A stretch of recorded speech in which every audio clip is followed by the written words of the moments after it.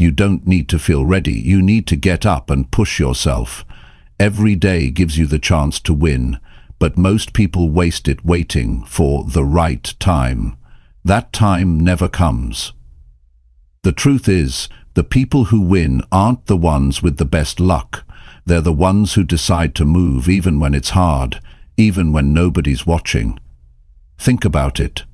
How many days have slipped by because you stayed in comfort instead of taking action? How many times have you told yourself, tomorrow, knowing deep down it should have been today? Winning starts with a simple decision. Stand up and push forward no matter how you feel. When you do that, you take back control of your life.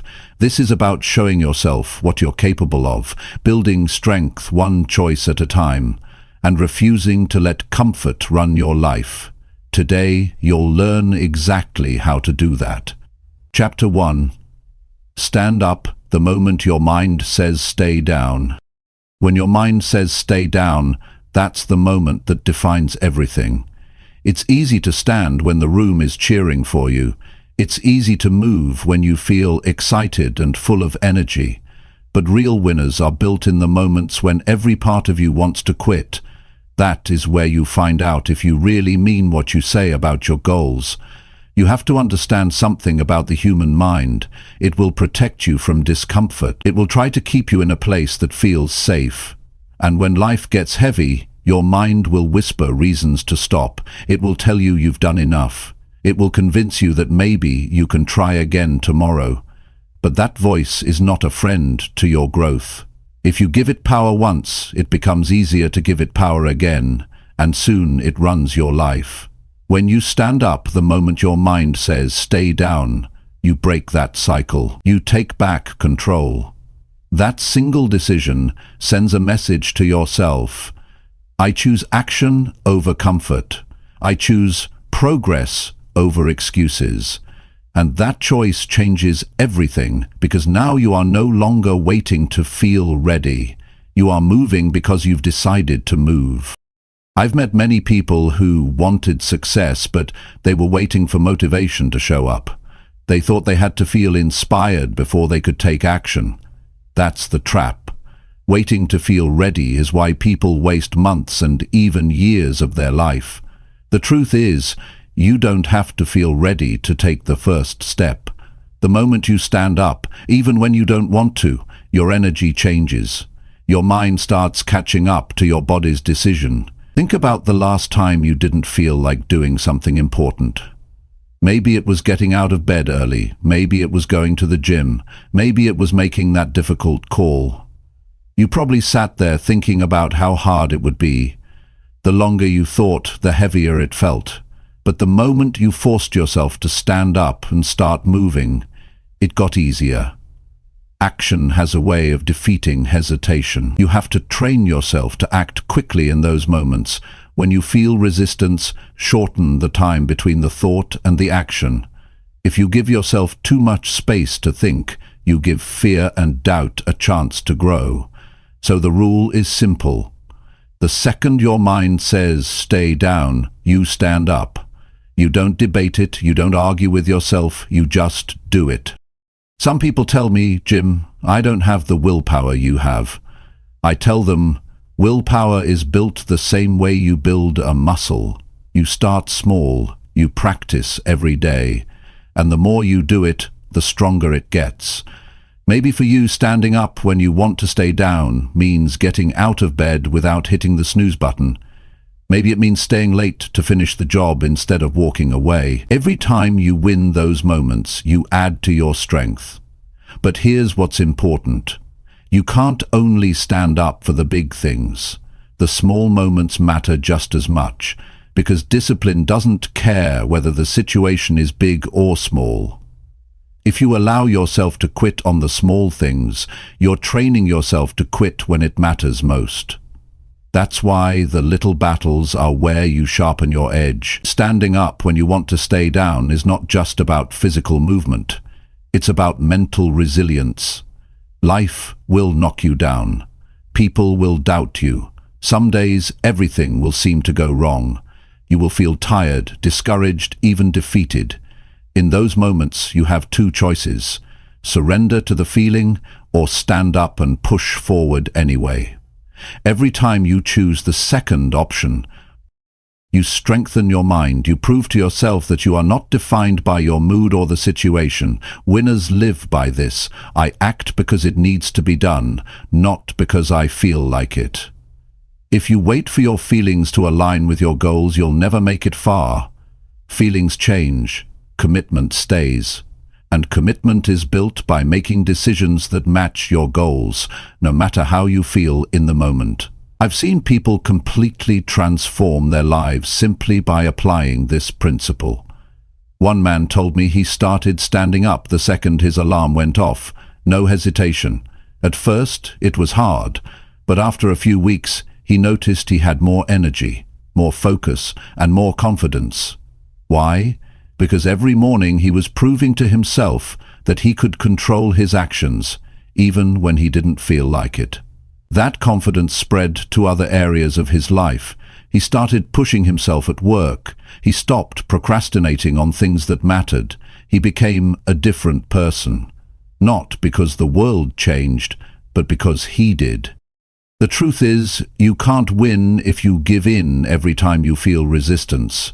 If you only work hard when you feel good, you will never reach your best.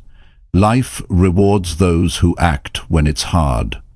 The real battle is not with the outside world. It's with that part of you that wants the easy way out.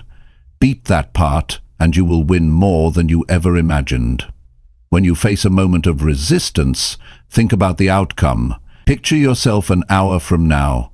Will you feel proud that you stood up and acted, or will you feel the disappointment of giving in again? That picture can be a powerful motivator. Most of the time, the regret of quitting feels much worse than the discomfort of pushing through. It's also important to remind yourself why you're doing this. Standing up when your mind says stay down is not about being perfect. It's about staying consistent with the person you want to become. If your goal is to be disciplined, strong, and successful, then your daily actions have to match that goal. Every time you stand up in the face of resistance, you are living in alignment with that vision. And here's the best part. The more you do this, the easier it becomes. At first, it's a battle every time. You'll feel the urge to stay down and the temptation to delay, but after weeks and months of choosing action, you will notice something. Your default response changes. Instead of debating with yourself, you'll start moving automatically. That's when discipline becomes a habit.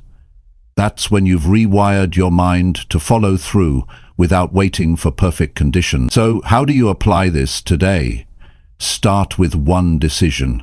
When you feel resistance, whether it's getting out of bed, starting a project, or having a tough conversation, act immediately. Don't think, don't wait, just stand up and do it. Then, keep doing it again and again until it becomes part of who you are. If you want to win in life, this is where it starts. Not in the easy moments, but in the ones where you want to quit. Not when you feel good, but when you feel drained. The ability to stand up in those moments is what separates the people who talk about success from the people who actually achieve it. So the next time your mind says, stay down, remember what's at stake. Your future is shaped by how you handle those moments. Stand up, push yourself, take the step. Because every time you do, you're not just winning the moment, you're building the strength to win the rest of your life. Chapter 2. Break your own limits before the day even starts.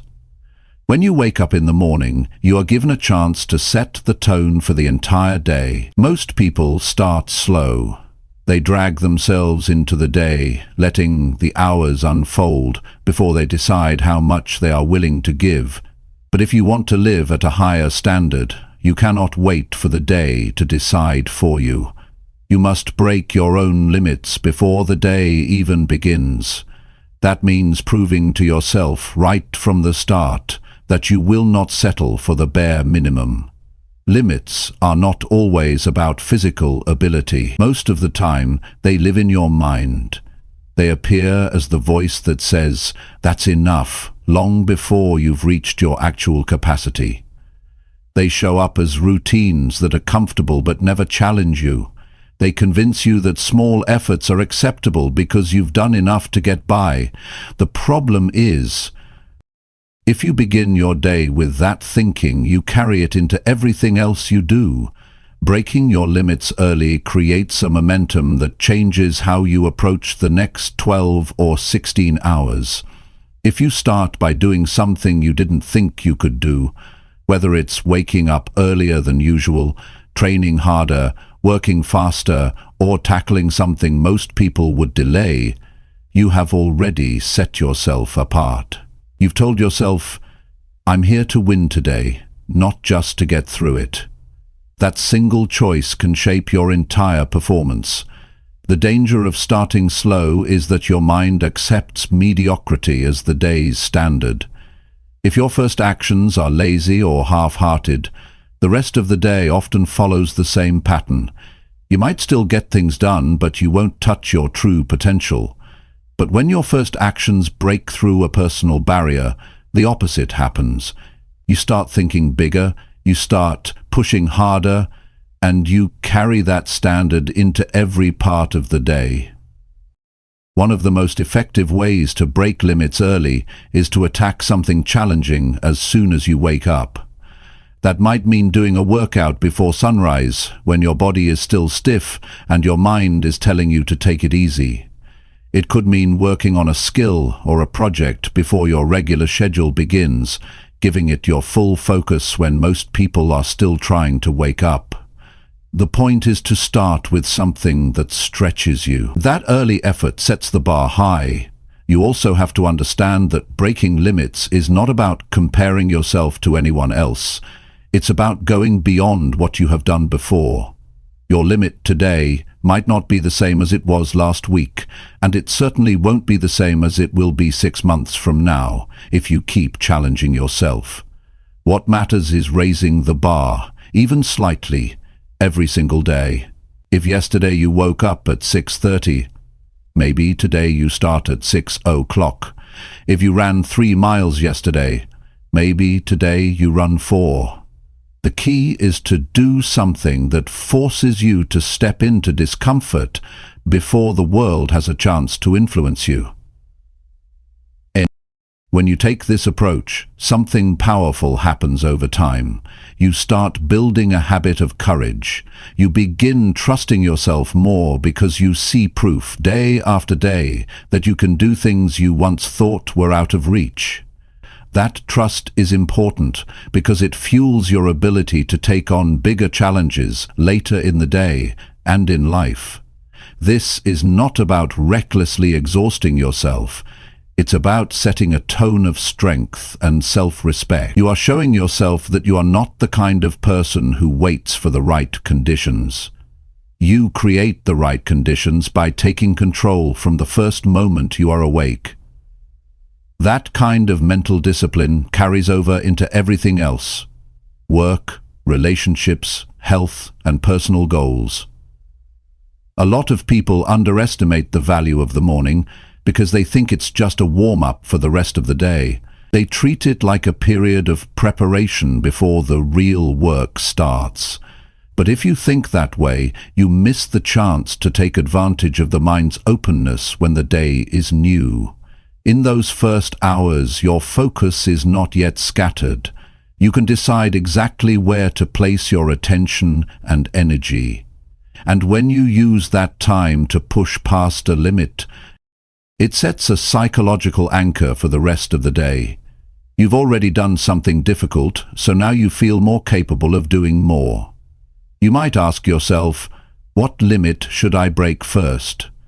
The answer depends on your life right now. For some, it might be physical effort, running farther, lifting more, moving faster.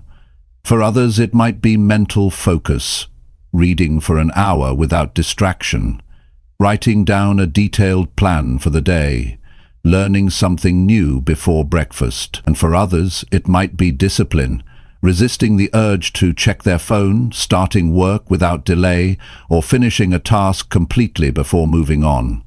Whatever it is, the limit is personal, but the principle is the same. Go beyond what you think you can do before the day fully begins. Here's something else to consider. When you break limits early, you create a win that nobody can take from you. So this is, even if the rest of the day falls apart, you can still look back and say, I started strong. I proved something to myself.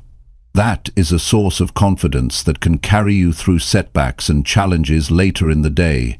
It gives you a mental advantage, and in life, that edge often makes the difference.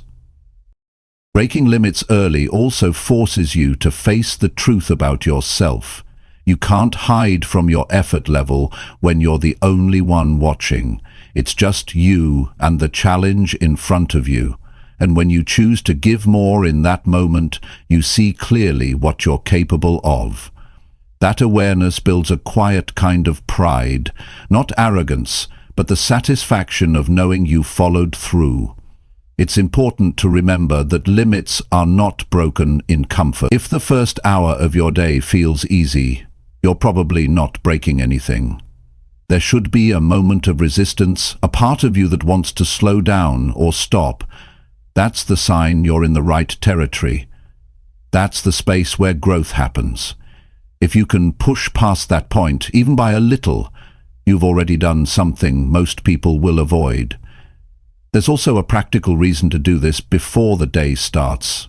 Fewer distractions. The earlier you challenge yourself, the less chance the outside world has to interfere. You don't have to fight for time or space. You take it before anyone can give it to you. That sense of ownership over your time is empowering.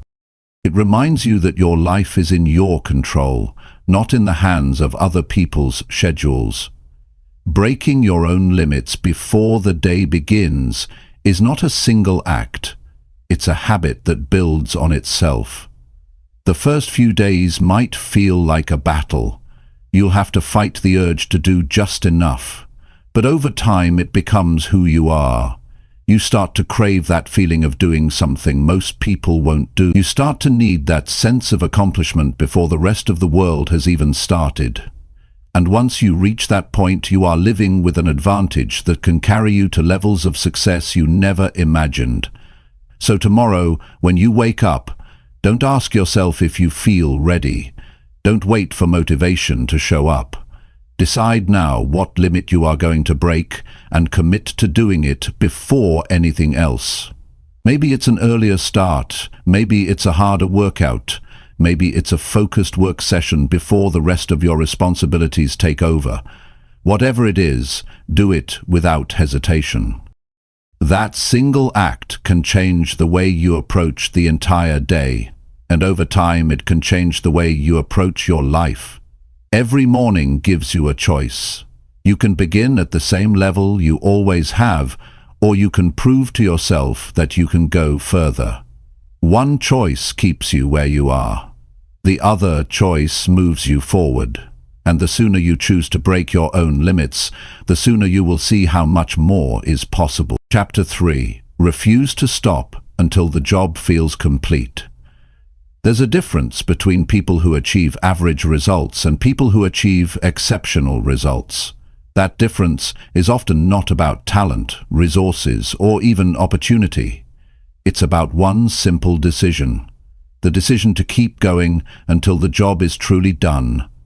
Too many people stop when things feel tiring, inconvenient, or uncomfortable. But if you stop when you're tired instead of when the job is complete, you never experience the true reward of seeing something through. Refusing to stop until the work is complete means you respect the commitment you made to yourself.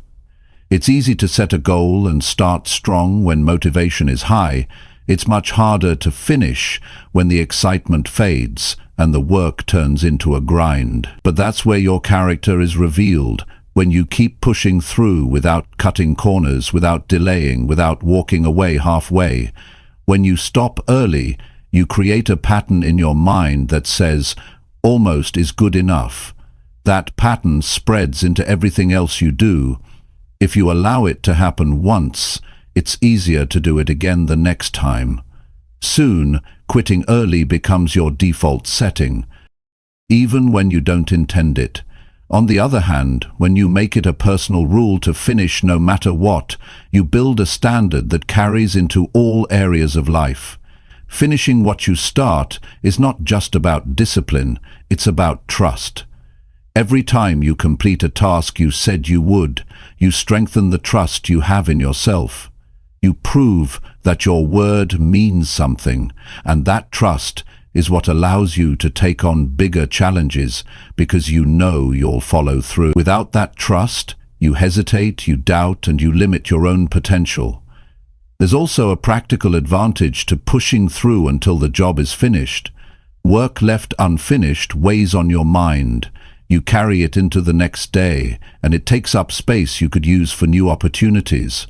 When you finish, you free yourself to focus fully on the next thing. That mental clarity alone can set you ahead of others who are stuck juggling unfinished tasks. Some people think stopping early will save them energy, but often it costs more in the long run. If you stop halfway, you'll have to restart later, and that restart always takes more effort than simply finishing when you're already in motion. This is why people spend weeks dragging out a project that could have been done in 2 focused days. They break their momentum and make the work harder than it needs to be. Refusing to stop is not about working recklessly or ignoring your limits. It's about making the decision to keep going when you still have the ability to give more. There's a difference between being at your limit and simply being uncomfortable. Most people confuse discomfort with true exhaustion, and they quit long before they reach their real capacity. Those who push past that initial wall often discover they have far more in them than they thought. One way to apply this is to remove almost from your vocabulary. When you're close to finishing, don't start thinking about how good it will feel to stop. Instead, remind yourself that the only acceptable place to stop is at the finish line. If the job was to run 5 miles, you don't stop at 4.5. If the job was to write 10 pages, you don't quit at 8. Even if it takes longer than expected, you stay until the work matches the promise you made. This mindset builds a different kind of mental toughness. You stop relying on the clock to tell you when you're done, and you start relying on the completion of the work itself. That shift is powerful because the clock can trick you into doing just enough to get by, but the work itself is the only true measure of whether you've earned the result you want. It's also important to understand that there's pride in completion, that you can't get any other way. When you know you finished something the way it was meant to be finished, you carry a confidence that can't be faked. You look at the result and know there was nothing left undone. That feeling makes you more willing to take on the next challenge because you know you're capable of following through. To live by this principle, you have to be honest with yourself. You can't say, "That's good enough," when you know you've left work on the table. You can't lower the bar halfway through just to make yourself feel comfortable. If you said you would do it, you do it. And if it takes longer, you stay longer. If it's harder than you thought, you push harder. That's how you separate yourself from the crowd. This approach also builds respect in the eyes of others. People notice when you follow through.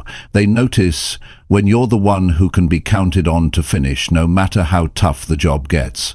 That kind of reputation is valuable in every area of life, from your career to your personal relationships. When you adopt the rule of finishing what you start, it changes how you plan your day. You become more careful about what you commit to, because you know you'll see it through. You don't take on things just to impress people in the moment. You take on what you know matters, because you understand the responsibility of completion. There's also a psychological benefit to completing one task before moving to the next. It creates a sense of momentum that fuels your motivation. Success feeds on success, and each completed job makes the next one easier to start and finish. On the other hand, starting many things and finishing none of them drains your motivation and makes you feel stuck. Sometimes the biggest challenge is not the work itself, but the moments near the end when you're tempted to slow down. The mind plays tricks here. It tells you the difference between almost and finished isn't worth the effort. But that's the point where you have to push the hardest. The last steps are where you solidify your standard. They're the proof that you don't stop short, even when you could get away with it. If you want to live by this rule, you can train it in daily life. Pick small tasks and make a promise to finish them completely. Clean the room and put every item back in its place.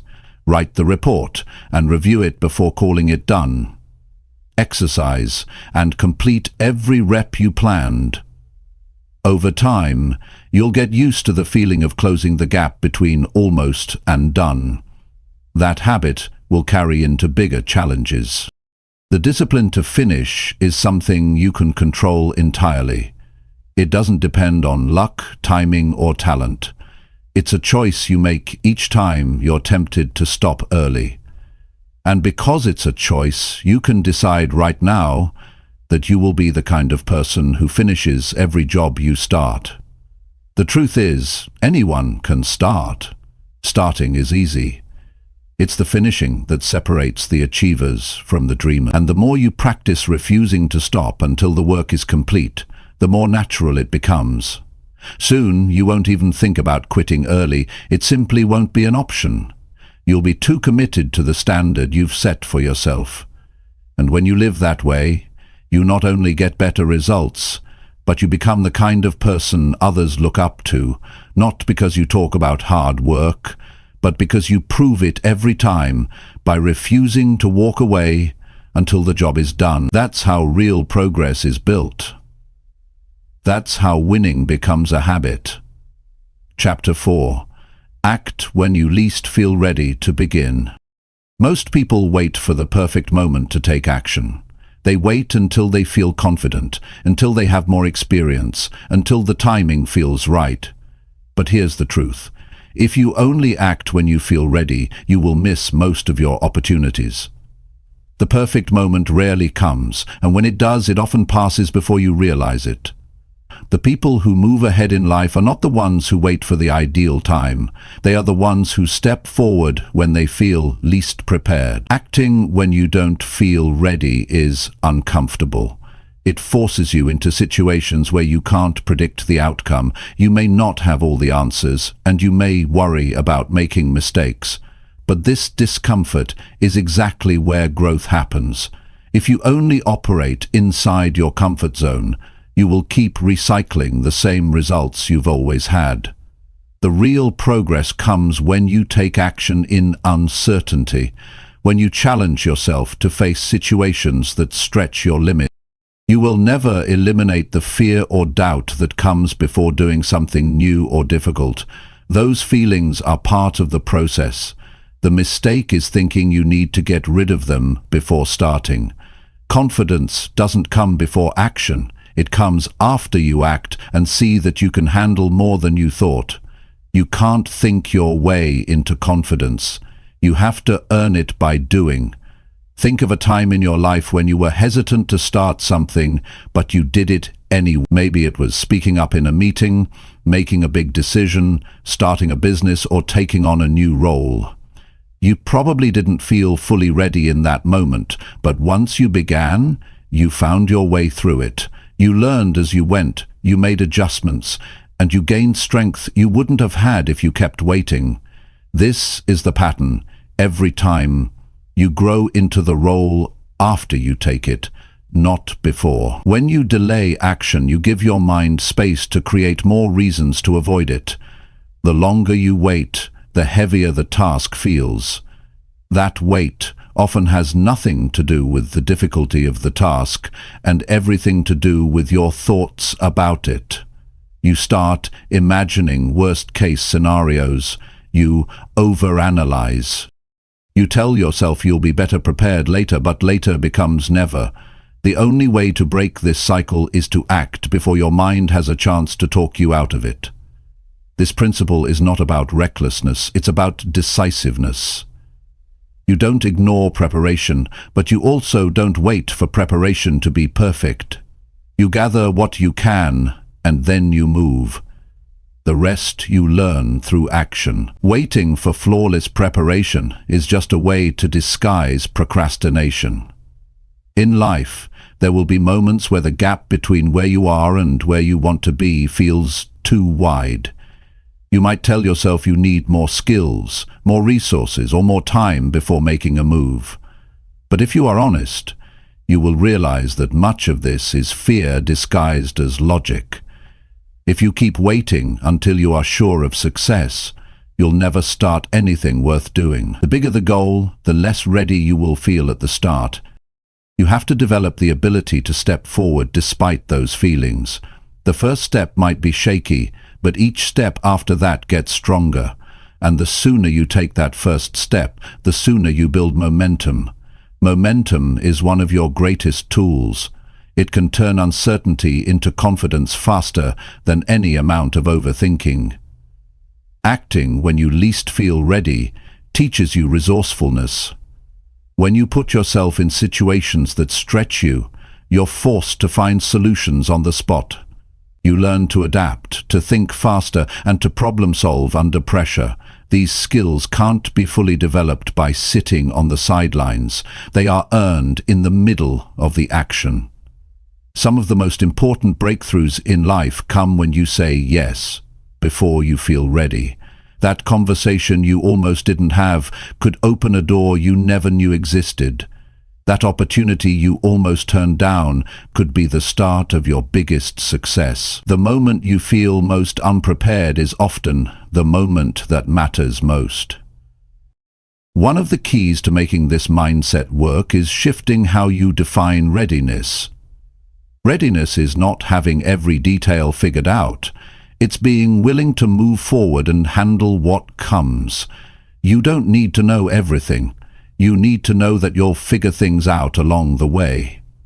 Once you accept that you can learn on the move, you realize that you are ready more often than you think.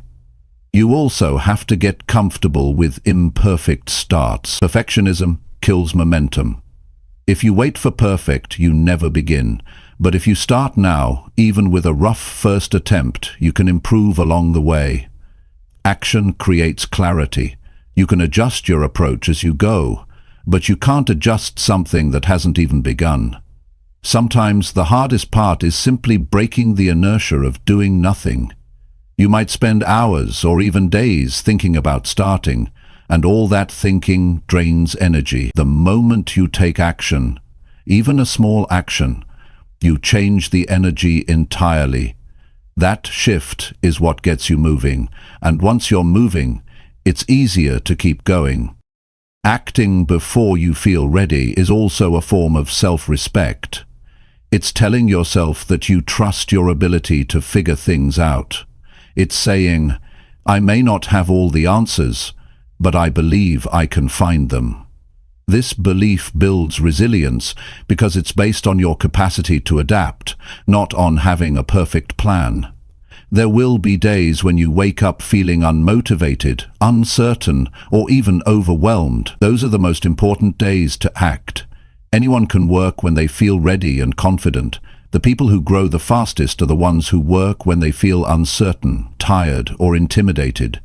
Those moments build the strongest mindset because they prove that you can perform regardless of how you feel.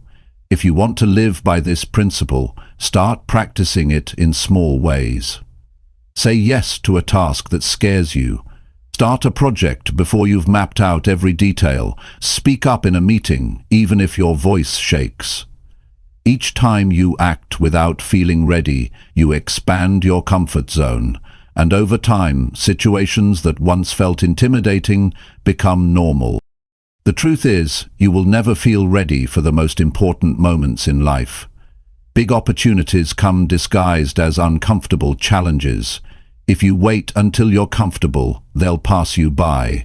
But if you step forward before you feel prepared, you give yourself a chance to grow into the person who can handle them. You don't have to start with massive leaps. Sometimes acting before you feel ready is simply making the first call, sending the first email, or putting in the first rep at the gym. These small actions build the habit of moving despite uncertainty. That habit is what will carry you through bigger challenges later. Every time you act in spite of feeling unready, you're rewriting your story. You're proving that fear and doubt don't control you. You're training yourself to respond to uncertainty with action instead of hesitation. That shift can change the entire course of your life because it puts you in motion toward your goals instead of waiting for the right mood to arrive. So, the next time you catch yourself thinking, "I'm not ready," recognize it for what it is, a test. It's a chance to step forward and show yourself what you're capable of. Take the step, make the move. Begin before you feel prepared. You might surprise yourself with how far you can go once you've started. And once you understand that readiness is not a requirement for action, you'll never wait for the perfect moment again. Chapter 5. Prove to yourself you can outlast any struggle. Life will test you in ways you never expected. It will throw challenges at you that make you question your strength, your patience, and even your purpose. Some struggles will be short and sharp, others will stretch out for months or years. But no matter how hard they are, each one is an opportunity to prove something important to yourself, that you can endure, that you can keep moving forward, and that you can outlast anything that stands in your way. Endurance isn't built by winning quickly. It's built by holding steady when the pressure doesn't let up. Many people start strong, full of energy and determination, but their spirit fades when progress is slow or the weight feels too heavy. The ones who truly grow are those who stay in the fight long after the excitement is gone. They learn how to work without applause, how to keep going when results are still out of sight, and how to keep their focus even when the finish line feels distant. Proving to yourself that you can outlast any struggle starts with a decision.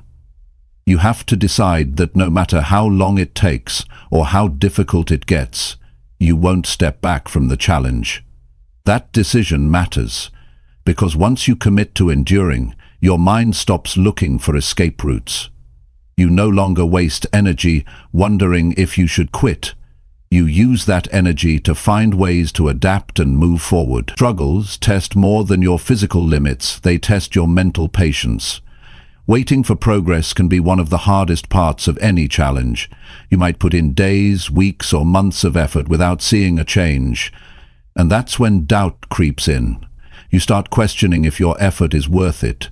You wonder if the situation will ever get better. Those are the moments where you have to remind yourself that your role is not to control the timeline, but to control your effort. Your job is to keep showing up, even when there's no sign of victory yet. One of the most valuable lessons you can learn from enduring a struggle is that feelings don't define your ability to act. You might feel tired, frustrated, or even hopeless, but those feelings don't have to dictate your choices. You can still move forward even when your emotions are pulling you toward giving up. This is how you strengthen your inner discipline, by choosing action over surrender again and again, until it becomes second nature. Outlasting a struggle often means breaking it down into smaller battles. If you try to carry the entire weight of the challenge in your mind at once, it can feel overwhelming. Instead, focus on the next step, the next day, the next task. Every small win you create becomes proof that you're still in the fight. Those small wins stack up over time and eventually lead you out of the struggle entirely. You also need to recognize that struggles are not just obstacles, they are training grounds. To every hard situation you endure is preparing you for something bigger ahead. The patience you develop now will help you in future situations that demand long-term focus. The strength you gain now will be the same strength you rely on later when life throws something even more difficult your way. The key to outlasting is persistence without expectation of ease. If you expect the road to be smooth, you'll be disappointed and more likely to quit when it's not. But if you accept from the start that the road will be rough, then every step you take becomes a victory. You stop being surprised by difficulty, and instead you expect it, prepare for it, and work through it. It's also important to set your standards higher than your circumstances. The struggle might try to pull you down, to make you lower your effort, but you can choose to maintain your standard no matter how hard it gets. If you've decided that you give 100% regardless of how you feel, then the struggle has no power to break your commitment. You become consistent. And consistency is one of the most powerful tools you can have in overcoming hardship. There will be times when the only progress you can see is that you're still standing. You might not feel stronger in the moment, but surviving each day of a struggle is an accomplishment. It's proof that you have more endurance than you realized. You can hold the line. You can resist giving in. That quiet resilience is what eventually leads to breakthroughs. When you're in the middle of a difficult situation, it's easy to forget that you've overcome hard things before. Remind yourself of past challenges you faced and survived. Think about the moments you thought you couldn't go any further, but you did anyway. That memory is living proof that you can handle more than your current feelings suggest. Sometimes outlasting a struggle means changing your approach without changing your commitment. If one method isn't working, you adjust. You learn new skills. You try new strategies. You seek advice from others who have faced similar challenges. Adaptation is not quitting. It's finding a smarter way to keep moving forward. The willingness to adapt while still holding the line is what keeps you in the game until the end. The more you push through difficulties, the more your identity changes. You stop seeing yourself as someone who tries and start seeing yourself as someone who persists. That shift in identity is powerful because it changes how you respond to future challenges. You don't panic at the first sign of trouble. You've been here before, and you know you can handle it. It's important to understand that enduring is not about stubbornly suffering without purpose. It's about holding on to the vision of what you want while working through the difficulties that stand in the way. Your struggle has meaning if you are using it to get closer to something important. Keep your focus on that purpose, and it will fuel you when your energy is low. Another thing to remember is that you don't have to feel strong to be strong. Some days you'll drag yourself through the work. Some days you'll do the bare minimum just to keep going. That's still strength. Strength is not always loud and full of energy. Sometimes it's quiet, steady, and unshakable. Outlasting a struggle changes the way you view time. You realize that temporary discomfort is just that, temporary. Even long battles eventually come to an end. If you can keep moving through the difficult stretches, you'll eventually reach the other side, and when you do, you'll carry with you the unshakable confidence of someone who knows they can survive anything. Proving to yourself that you can outlast any struggle doesn't happen in a single act. It happens in the accumulation of days, where you refuse to give in. Every day you keep going. You add another piece to that proof, and once you've built enough of it, you'll never doubt your resilience again. When the next challenge comes, and it will, you'll be able to face it with the knowledge that you've been through the fire before and came out stronger. That knowledge doesn't remove the difficulty, but it removes the fear that you can't handle it. You've already shown yourself what you're capable of. You know the value of patience, of grit, of staying in the fight long after others would have walked away. If you can hold to that standard, you'll reach a point where the length or intensity of a struggle no longer scares you. You'll have proven, beyond any doubt, that you can outlast anything. And that kind of belief in yourself is a power no struggle can ever take away. Chapter 6. Move faster than the doubts trying to slow you. Doubt has a way of creeping in the moment you're about to do something important. It doesn't always show up loudly. Sometimes it's just a quiet hesitation, a small thought asking if you're really capable or if you should wait. Other times, it comes as a flood of reasons why now isn't the right time. If you give those thoughts too much space, they grow stronger and make it harder to move forward. The way to beat them is simple. Act before they have the chance to take hold. When you move faster than your doubts, you don't give them room to build their case. You break the chain of overthinking before it traps you. Action interrupts hesitation, and hesitation is where most people lose their momentum. The longer you wait, the more your mind collects arguments for staying still.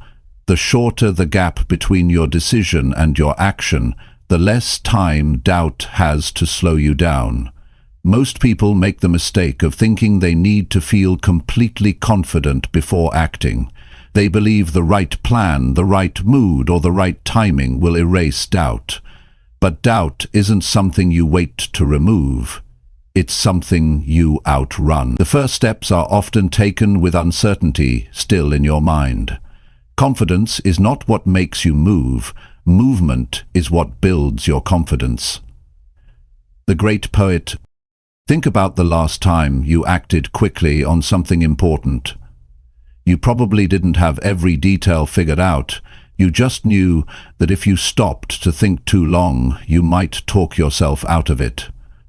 You took the step, and once you were moving, things became clearer. That's how it works. Movement changes your perspective. The problems that seemed big in your head start to shrink when you're in motion towards solving them. The reason moving quickly works so well is that doubt thrives in stillness. When you're inactive, your mind has all the time it needs to imagine what could go wrong. It replays failures, predicts mistakes, and reminds you of everything that could go against you. But once you take action, your focus shifts to the task at hand. Your energy goes into doing, not questioning. That's when progress starts replacing fear. Acting fast doesn't mean acting without thought. It means acting without unnecessary delay. You can still make smart choices while keeping your pace high. The goal is to avoid letting your mind spiral into hesitation. Planning is important, but planning can easily turn into stalling if you're not careful. There's a point where more thinking doesn't improve the outcome, it just feeds the doubt. When you train yourself to move before doubt grows, you build a new habit of decisiveness. You stop letting every decision drag on until your motivation fades. You create a rhythm of action that keeps you ahead of the mental resistance that would otherwise hold you back. That rhythm becomes a strength you can rely on, even when situations are uncertain or uncomfortable. One way to practice this is to recognize the exact moment doubt starts speaking. You'll feel it. A slight pause, a question in your mind, an urge to delay. Instead of sitting with it, you use it as your signal to move now. You decide that hesitation is your cue for action, not inaction. Over time, this flips your automatic response. Instead of freezing when you feel uncertain, you'll lean into motion. Moving quickly also has another advantage. It teaches you to adapt in real time. When you act before you have every answer, you're forced to learn as you go. This builds resourcefulness, which is far more valuable than trying to plan for every possible situation before starting. Life rarely gives you a perfect set of conditions. Those who wait for them never get anywhere. Those who start now learn how to adjust while staying in motion. Doubt will try to disguise itself as caution. It will tell you to wait until you're more ready or think about it a little longer. But you have to be able to tell the difference between healthy preparation and fear dressed as logic. The moment you realize it's fear, you move. Not tomorrow, not later, now. That's how you keep fear from growing roots in your mind. The truth is, most people fail not because they couldn't do something, but because they didn't start soon enough. They allowed hesitation to stretch into weeks, months, or years, until the opportunity was gone. Moving quickly isn't just about overcoming doubt. It's about seizing the moment while it's still there. This doesn't mean rushing into everything blindly. It means developing the instinct to act as soon as you've gathered enough to take the first step, knowing you'll figure out the rest along the way. That first step is where most people lose themselves. They wait until they have the perfect conditions, forgetting that perfection never comes. Those who are willing to act before feeling ready separate themselves from the ones who stay stuck. Another key point is that speed creates energy. The faster you start, the more momentum you build. That momentum fuels more action, and the more you act, the less room there is for doubt to take over. Doubt is weak against momentum. It can only slow you if you give it time to catch up. You have to remember that doubt isn't always eliminated permanently. It may show up every time you face something new. The difference between those who move forward and those who stay behind is not the absence of doubt, it's the decision to keep moving regardless of it.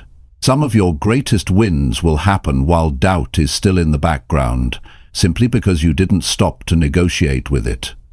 It's worth thinking about the long-term effect of moving quickly against doubt.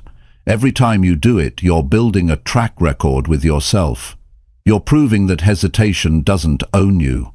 You're reinforcing the belief that you can take action without overthinking. That belief becomes part of who you are. Eventually, moving without delay becomes natural, and doubt loses its power over you. If you've ever watched someone who seems fearless, what you're really seeing is someone who has trained themselves to move faster than their doubts. They still feel the hesitation, but they don't let it dictate the pace of their actions. They don't sit with it long enough for it to grow. They replace it with motion before it takes control. You can start building this skill today. The next time you feel that pause before doing something important, close the gap. Count down from 3 and move. Make the call, send the message, start the work. Anything that pushes you forward before the hesitation turns into an excuse. Each time you do this, you take power away from the voice of doubt and give it to the part of you that wants progress. This approach works in every area of life: fitness, career, relationships, learning new skills. In all of them, there will be moments where your mind tells you to slow down or hold off. That's the moment you speed up. You don't need to silence doubt before you move. You simply need to move so quickly that it can't slow you down. When you live this way, you start to realize something powerful. Doubt will always be there, but it doesn't have to control you. You can act with it in the background. You can keep your pace high while it struggles to keep up. And in doing so, you make steady, undeniable progress toward the life you want. One decision, one action, one step ahead of doubt at a time. Chapter 7. Force yourself to work when nobody is watching. The real test of discipline is not what you do when people are watching. It's what you do when no one is around to see it. Working when the spotlight is on is easy. Recognition and attention can drive effort in the short term, but if your results depend on outside eyes, you'll never reach your highest potential. The people who achieve mastery are the ones who show up and give everything, even when there's no audience, no applause, and no immediate reward. When you work in silence, the only person you're accountable to is yourself. That's when it becomes clear whether your commitment is real or just a performance. Anyone can look dedicated for a few hours when it's public, but it's the private hours, the quiet grind, that build the skills, habits, and mindset you need for real success. Those hours determine whether you'll have the ability to deliver when it matters. It takes a certain mental strength to push yourself without the push of others. There's no one there to remind you, no one to check your progress, no one to pat you on the back. That's exactly why it matters so much. If you can hold yourself to a high standard without external pressure, you become unstoppable. You're no longer dependent on motivation from the outside, you can create it from within. Working when nobody is watching forces you to confront your own excuses. Without the accountability of an audience, it's easy to tell yourself, "I'll do it later," or "I've done enough for now." Those moments are where your discipline is tested. Will you keep going because it's the right thing for your goals, or will you stop because you think nobody will notice? Overcoming that moment builds the kind of inner strength that lasts. The private work is often the least glamorous. It's repetition, practice, and refinement. It's going over the details until they're second nature. It's putting in extra effort to understand, improve, and prepare. There's no instant recognition, but there is the quiet satisfaction of knowing you're becoming sharper, while others are waiting for the next public opportunity to perform. One of the most powerful benefits of working in private is the surprise it creates later. While others show the same level of skill they've always had, you suddenly appear stronger, faster, more capable, because you've been building behind the scenes. The preparation no one saw becomes the advantage everyone sees. And that advantage doesn't come from 1 or 2 intense days. It comes from the consistent, unseen effort you give every single time. Another reason this kind of work matters is that it removes the need for validation. If you can work without recognition, you've freed yourself from the need to constantly be told you're doing well. That independence is crucial. The world won't always cheer you on. The days will come when nobody notices your effort, and if you're dependent on that attention, your drive will collapse. But if you've trained yourself to keep moving without it, you'll stay consistent no matter what. There's also an honesty in the work you do alone.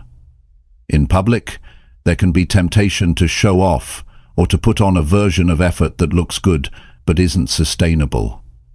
Alone, you can't fake it. You know if you're giving your best or if you're cutting corners. That kind of self-awareness can be uncomfortable, but it's necessary.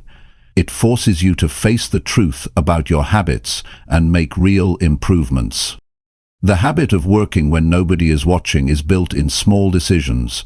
It's choosing to stay an extra hour to refine something that's already good enough because you know it can be better. It's waking up early to get a head start, even though nobody will know you did. It's studying or practicing in the quiet hours while others are relaxing.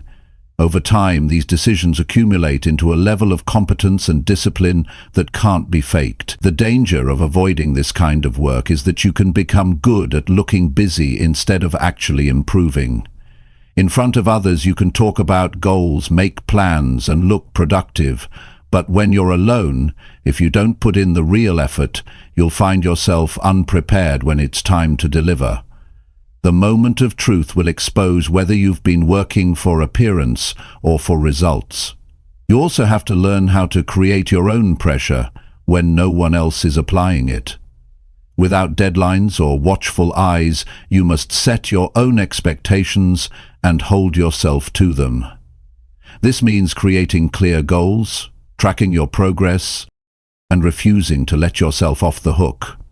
Self-imposed pressure is one of the most powerful tools for personal growth because it forces you to be both the worker and the supervisor in your own life. It's important to understand that not all rewards are visible right away. The work you do when nobody is watching might not show its value for weeks, months, or even years. That can make it hard to stay motivated if you're only focused on immediate results. You need to shift your mindset from chasing quick rewards to building lasting strength. The private work is an investment in your future capabilities. Some of the greatest breakthroughs come when you work without an audience. There's no fear of judgment, no pressure to impress. Just you, the task, and the opportunity to get better. That freedom allows for deeper focus. You can make mistakes and correct them without worrying about how it looks. You can take the time to truly master something instead of just rushing to show progress. Working when no one is watching also builds resilience. It teaches you to keep going without applause, to find satisfaction in the process instead of the recognition. That resilience is what carries you through difficult seasons when external support is low. You learn to be your own motivator, your own coach, your own driver. It's worth remembering that in every field, the people at the top are not there because of what they did in front of others. They're there because of what they did in the hours nobody saw. Athletes who dominate in competition trained countless hours in empty gyms. Artists who command attention spent years creating work that no one noticed. Leaders who seem naturally confident built their skills through private study, planning, and practice. The public success is just the surface. The private grind is the foundation.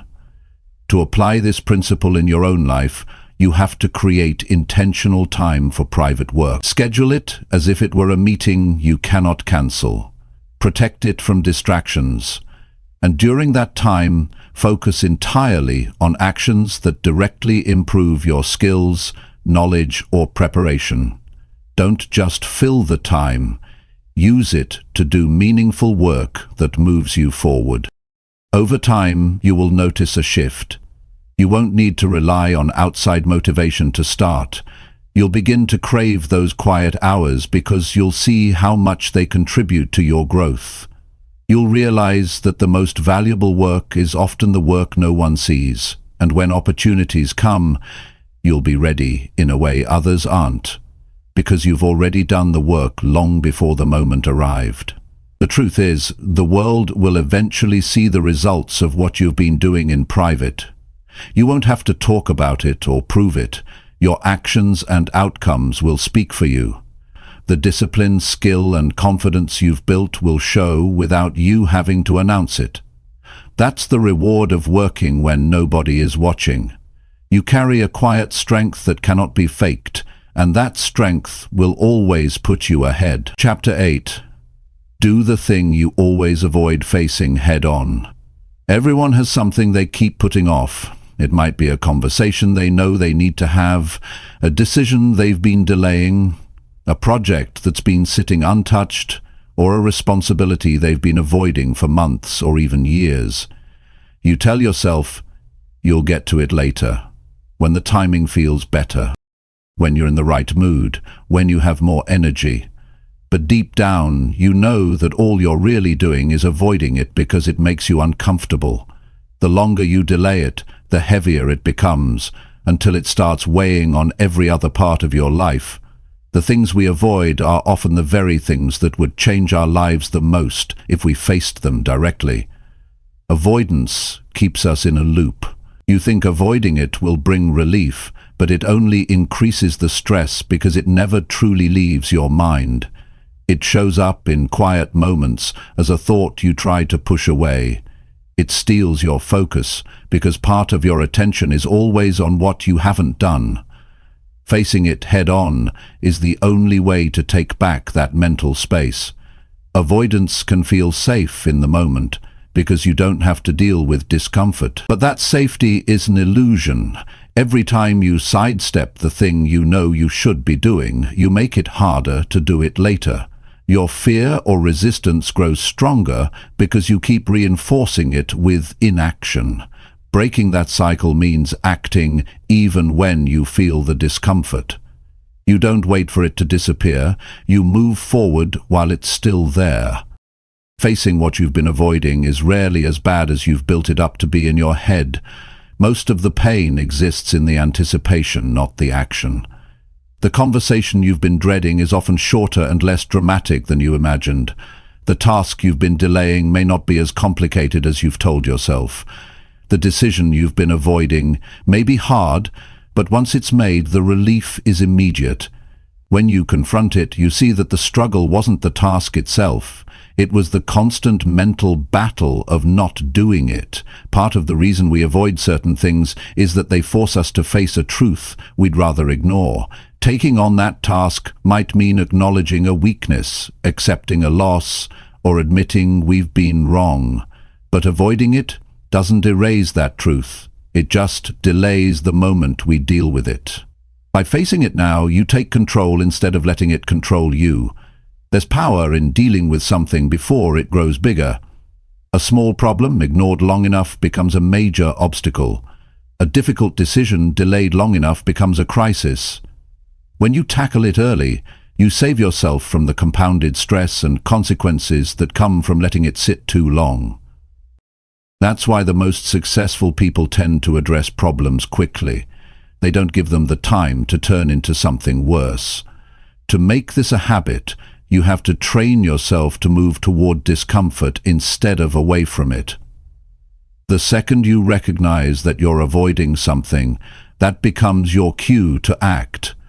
You stop asking whether you feel like doing it and start asking what it will take to get it done now. The more often you do this, the less power avoidance has over you. Facing what you avoid also builds an unmatched level of confidence. Each time you do something you've been putting off, you prove to yourself that you can handle difficult or uncomfortable situations. That proof changes how you approach challenges in the future. Instead of thinking, "I can't do this," you start thinking, "I've handled worse before, and I can handle this too." That mindset is a major advantage in every area of life. The irony is that once you've faced the thing you've been avoiding, the fear around it often disappears completely. You realize that the story you told yourself about how difficult or unpleasant it would be wasn't reality. It was just an excuse. And now that you've seen the truth, you can no longer use that excuse again.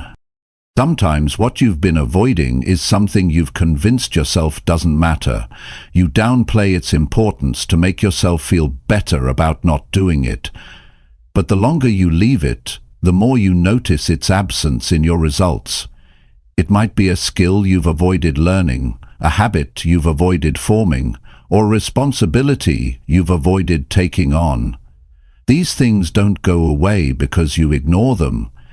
In fact, they quietly shape your future because every day you don't address them, you're limiting your potential. Working through avoidance requires honesty. You have to admit to yourself that you're not avoiding it because it's impossible. You're avoiding it because it's uncomfortable. That distinction matters. When you label it correctly, you can challenge it. You can tell yourself, "I can do things that are uncomfortable, and I've done it before." That alone can be enough to push you to take the first step. The first step is always the hardest. Once you're in motion, it's easier to keep going. That's why it's crucial to reduce the gap between deciding to face something and actually starting it. If you give yourself too much time to think about it, the hesitation will grow. Move fast before your mind has a chance to talk you out of it. Even committing to a small part of it can break the mental barrier and give you momentum. There's also a long-term benefit to tackling what you avoid. You stop living in a constant state of low-level stress. That background tension of knowing something is undone wears you down more than you realize. The moment you deal with it, that tension is gone, and you can direct your full energy toward what's next. That kind of clarity can improve your focus, your productivity, and even your mood. Facing what you've been avoiding also earns you respect, from others and from yourself. People notice when you take on the hard things instead of running from them. More importantly, you notice. You see yourself living up to the standard you set, and that builds self-respect in a way nothing else can. You stop feeling like you're letting yourself down, and you start feeling like you're living in alignment with your own values. Not every avoided task is massive. Some are small, but still matter. Calling back the person you've been ignoring, fixing the minor problem you've been putting off, clearing out the mess you've been pretending not to see. These might seem small, but they add up, and the habit of facing them head-on creates a mindset that applies to the bigger challenges too. The truth is, your life gets lighter when you stop running from things. Avoidance is heavy. It takes mental energy to keep pushing something out of your thoughts every time it comes up. That energy could be used to create, build, and grow, but instead, it's wasted on avoiding. The moment you deal with it, you get that energy back. If you want to live without the weight of avoidance, make it your rule that the thing you resist most is the thing you do first. No matter how uncomfortable it is, put it at the top of your list. Over time, you'll notice that the things you used to avoid become easier, and eventually, they won't feel like obstacles at all. By consistently doing what you've been avoiding, you train yourself to handle discomfort with confidence. You stop fearing the hard parts of life because you know you can walk straight into them and come out stronger. And that's a skill that will serve you in everything you do, because no matter how much you grow, there will always be something challenging ahead. If you face it without delay, it will never have the power to hold you back. Chapter 9. Win small battles daily to build unstoppable momentum. Momentum isn't something that appears out of nowhere. It's built from the small victories you collect each day. Most people wait for big wins before they allow themselves to feel progress. But the truth is, big wins are rare and take time. If you only measure your success by those moments, you'll spend most of your days feeling like nothing is happening. The smartest way to build unstoppable momentum is to focus on winning the small battles every single day. A small battle is any challenge, task, or decision that moves you forward, even in a minor way. It could be finishing something you've been avoiding, sticking to a habit you promised yourself, or choosing the better option when it would be easier to choose the worse one. These may not seem like major events, but each one is a deposit into your bank of progress. The more deposits you make, the stronger your momentum becomes. The key is to treat these small wins with the same seriousness you would give to a big goal. Too many people dismiss the little victories, thinking they don't matter much. But the truth is, every habit you have, good or bad, is built from the repetition of small choices. When you decide to start your day with an intentional win, you set the tone for everything else that follows.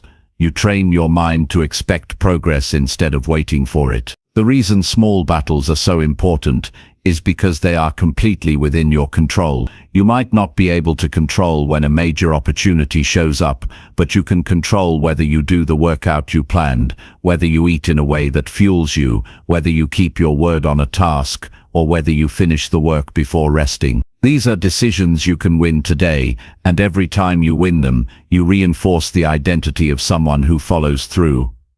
Winning daily battles also prevents you from getting stuck in the trap of waiting for motivation. Momentum is a better driver than motivation because momentum builds itself. Motivation can disappear at any time, but momentum pulls you forward even when your energy is low. If you win enough small battles in a row, you'll find that action becomes automatic. You start moving without needing to hype yourself up.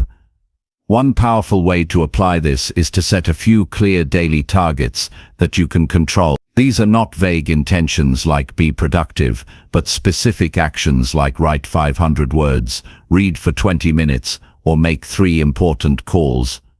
Once you complete them, you've already secured wins for the day, and those wins give you the mental boost to tackle more. Without this, your days can drift, and drifting kills momentum. It's also worth remembering that momentum is not built in the moments when everything is easy. It's built when you keep collecting wins on the days you'd rather do nothing. That's where most people lose it. They string together a few good days and then stop when it gets hard. The people who keep going anyway are the ones who create that unstoppable forward motion. Another reason small battles matter is because they create evidence. Your brain needs proof that you're capable, and every small win you secure is a piece of that proof. Over time, the evidence becomes so strong that doubt has less room to operate. You stop wondering if you can do something because you've built a long history of doing what you said you would do. Small wins also have a compounding effect. One good choice makes the next good choice easier. If you start your morning with a win, you're more likely to follow it with another. If you end your day with a win, you carry that energy into the next morning. This is how momentum works. It feeds on itself. The more you give it, the stronger it becomes, until it's harder to stop than to keep going. Some people underestimate momentum because it doesn't feel dramatic at first. They want a surge of excitement or a massive breakthrough to confirm they're on the right path. But real momentum often starts quietly. It's in the days you simply do what you said you would, again and again. It's in the decision to show up without making a big deal about it. Those quiet days are not wasted, they are the foundation. There's also a psychological shift that happens when you consistently win small battles. You begin to see yourself differently. Instead of thinking of yourself as someone who struggles to stay consistent, you start seeing yourself as someone who gets things done. That identity shift is powerful because it shapes your choices without you even realizing it. You'll naturally lean toward action because it matches the kind of person you believe you are. To make this work, you have to avoid the temptation of perfection. You don't need to win every single battle perfectly to build momentum. You just need to win more often than you lose. A bad moment or a missed task doesn't erase all your progress. What matters is that you quickly get back to winning. The faster you recover from a loss, the less impact it has on your overall momentum. You should also celebrate these small wins in a meaningful way, not in a way that distracts you or makes you complacent, but in a way that acknowledges your progress. A simple acknowledgement that you followed through, that you honored your plan, reinforces the behavior. You don't have to wait until you've achieved the big goal to feel a sense of accomplishment. You can feel it every day if you choose to notice your victories. There's a level of personal pride that comes from stacking small wins that outsiders may never understand. People might not see the effort you put in every day, but you will. You'll know that behind every visible success, there's a long string of invisible victories that built the strength to make it happen. That inner pride is one of the most reliable fuels for long-term success. Winning small battles daily also prepares you for the bigger challenges. When the high-pressure moments come, you'll already have the habits and discipline to handle them. You won't need to scramble to prepare because you've been preparing all along through your daily action. Big moments don't intimidate people who have been consistently sharpening their skills. The opposite is also true. Losing too many small battles makes it harder to win the big ones. If you make a habit of skipping the little things, you train yourself to accept low standards. That habit doesn't disappear when something important comes up. It follows you into that moment. This is why daily discipline matters so much. It keeps your standards high at all times. To build unstoppable momentum, you have to see each day as a fresh opportunity to create movement. Yesterday's wins don't carry over unless you add to them today. Momentum has to be fed daily. You can't store it for later. You have to keep earning it. The good news is that once you get it going, it becomes easier to maintain than to start over. That's why consistency matters more than intensity. Your life will not be transformed by one massive push of effort. It will be transformed by thousands of small pushes that build on each other. Every workout completed, every hour of focused work, every uncomfortable but necessary task done on time, all add up. They seem small in the moment, but over time, they shape everything. If you want to live with unstoppable momentum, stop waiting for the big break and start winning the next small battle in front of you. Do it today, then do it again tomorrow. Each one might feel minor on its own, but together they will create a force that moves you toward your goals faster than you thought possible. And once you feel that force, you'll understand why the most successful people never stop stacking small wins. They know that's where all real progress begins. Chapter 10. Leave no room for regret. When the day ends. When the day ends, there are only two ways you can feel: proud of what you gave or disappointed by what you left undone. Regret doesn't usually come from what you did. It comes from knowing you could have done more and chose not to. It's the weight of wasted time, avoided work, and moments you let slip away. If you want to live at your best, you have to make it a rule that you end each day with nothing left to take back. No missed effort, no ignored responsibility, no wasted opportunity. Leaving no room for regret means you make every day count. That doesn't mean you have to accomplish something dramatic or life-changing in 24 hours. It means you give the time you have the respect it deserves. You do the things that matter instead of postponing them for a vague tomorrow. You push yourself to finish tasks instead of leaving them half done. You follow through on the promises you made to yourself and to others. The reason this matters so much is because days stack into weeks, weeks into months, and months into years. A single wasted day might not seem like much, but enough of them will shape a life you don't want. On the other hand, if you build a habit of finishing strong every day, those days accumulate into a life you can be proud of. What you do before the day ends is more than a daily choice. It's part of the bigger picture of who you are becoming. Ending the day without regret starts in the morning. You have to be clear about what matters most for that day. If you leave it to chance, distractions will decide for you. Write down the things you know will matter when the day is over.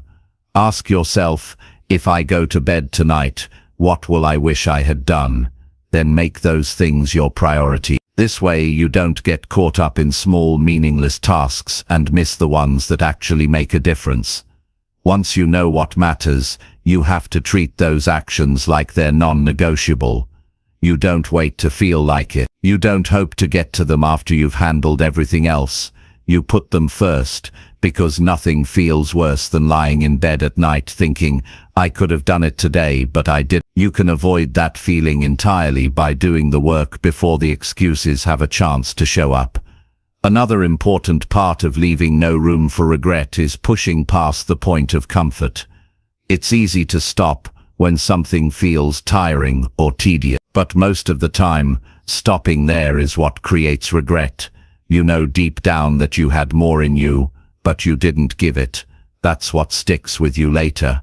If you give everything you have, even if the result isn't perfect, you can end the day with the peace of knowing you didn't hold back. Regret doesn't just come from what you didn't do. It also comes from what you did poorly because you rushed or didn't care enough. If you want to remove that kind of regret, you have to raise your standard for the quality of your effort. When you commit to something, commit fully. Do it with the attention and effort it deserves.